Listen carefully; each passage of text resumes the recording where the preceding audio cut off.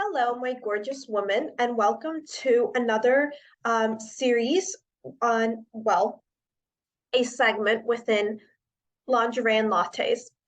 All right, today I'm going to talk about humor and how that plays into relationships, how we, I feel, have adopted a very harsh approach to our partners, and that being a source of amusement, I would say, is pretty potentially I would even call it harmful to the relationship because it really is at the expense of another.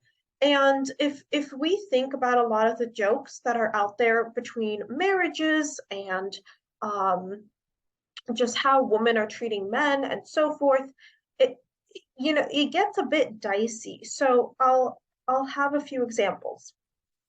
If you first of all, if you don't know who I am Olivia Dramaga, and I founded Vulcan Ability back in 2020, just wanting to really give women and men a way to communicate better, live their lives in a more harmonious manner, and create passionate relationships for a lifetime, monogamous. All right, so the type of subcultures that exist, and you can see this in a lot of the old shows, I would say, things like Married with Kids, Married with Children. There's dynamics like Malcolm in the Middle, like there's a lot of bickering happening. That's number one. And the bickering is typically used in relation to the humor. I definitely feel like that is in a way desensitizing and overriding of boundaries. Because with healthy relationships, the ability to communicate whatever you have as a need with your partner and then have that partner be mature enough to come and meet you as much as they can, communicating that to you as well. So you are both on the same page, have the same expectation, and are able to support each other to meet their goals. um, that is taken away. It strips away a lot of the opportunity for partners to be truthful with each other if you are constantly like taking snaps at them as a source again of humor and amusement among, let's say, your friends. Like there's a lot of conversations that happen among women that are making fun of their husbands, they're making fun of their boyfriends, they're just not really, I would say, seeing the value of what these people bring into their lives. Because at a certain point, once you hear so much complaining made to be playful, you again become desensitized to your boundaries, kind of thinking through like, is that how I want to behave around my partner? Is why am I with them if that's what I really think about them? Why do I find it funny that I am hiding something from them and they don't know? Why do I feel better about myself that I am sneaky towards them? And why do I find pleasure in expressing that to my girlfriends at his expense?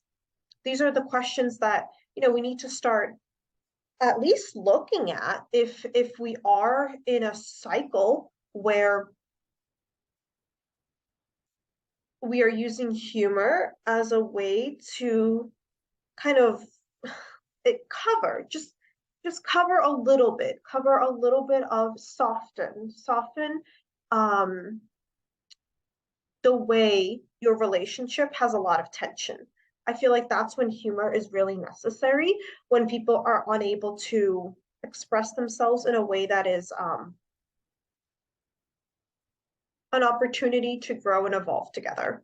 That's what it comes down to.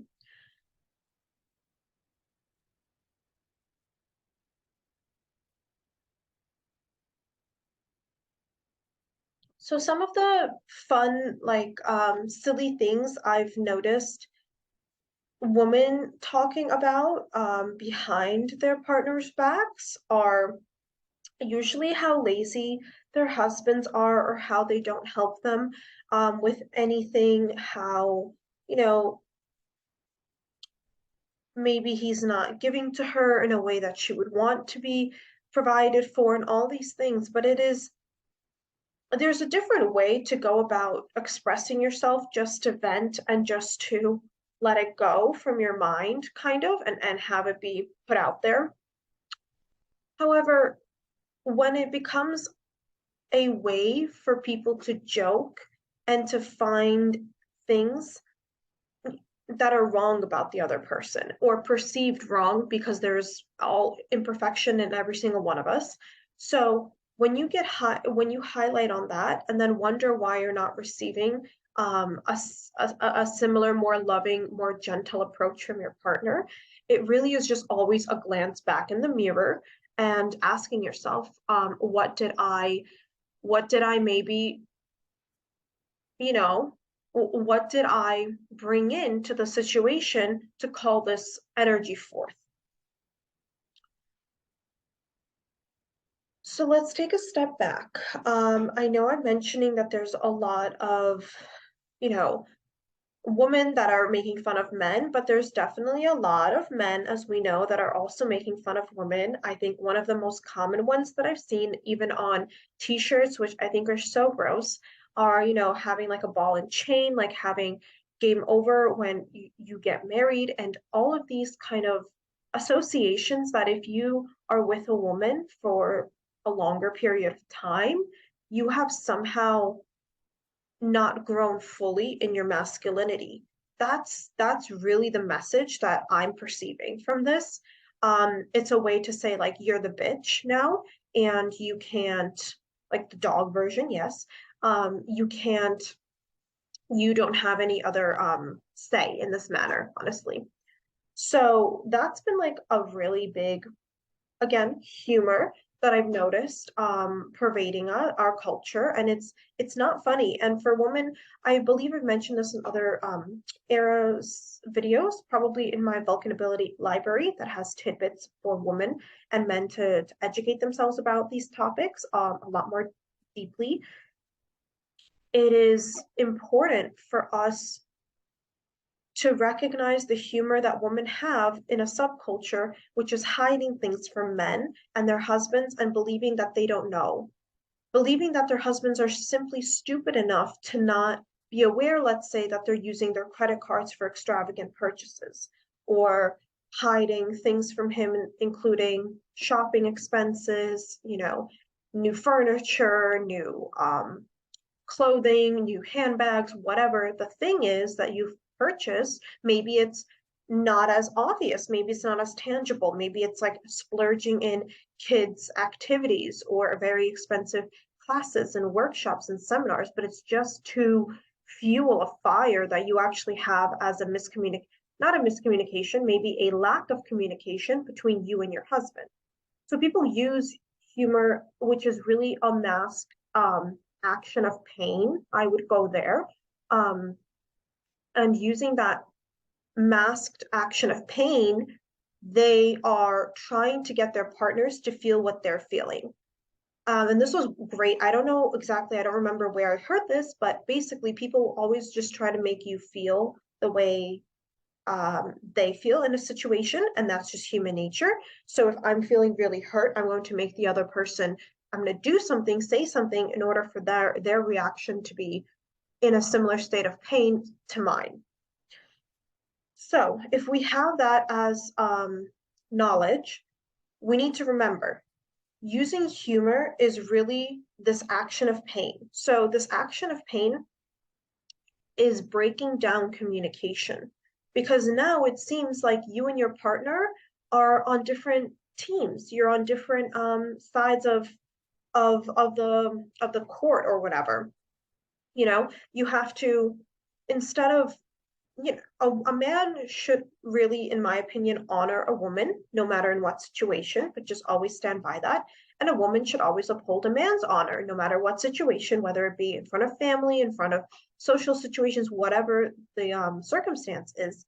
But if that's not there, if there's humor being tossed around between your girlfriends saying that your guy is this way or that way, and again, there's a different energy when you're just kind of sharing to laugh about it in a uplifted high energy, or there's different ways to approach it as an advice subject, but humor in a stab at him is where I'm going with this. And there's a lot of that if you listen to what's being said around you. There's a lot of women where they think that they have to somehow train or do something that teaches their husbands to act a certain way, as if their husbands don't have their own mind, their own free will, and their own, um, way of life, essentially.